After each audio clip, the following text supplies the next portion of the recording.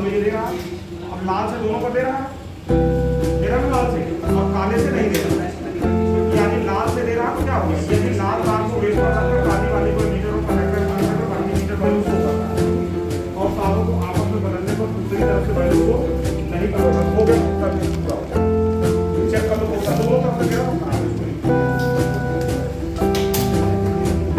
आप तुम दोनों का आउटपुट को नहीं बचाना है, जैसे बचा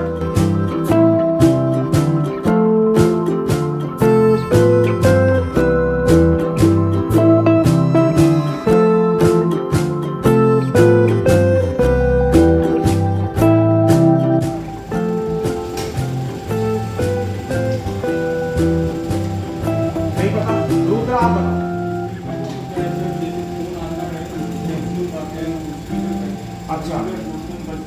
बिल्कुल सही। देखो वो सही बता रहा है कि जैसे मान लो जब तुम कॉल रिसीव करते हो किसी तो जो आवाज यहां से आती है स्पीकर कह लो उसको या ईयर स्पीकर कह लो, कार वाला स्पीकर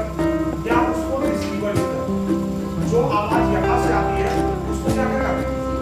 रिसीवर, रिंगर या बजर,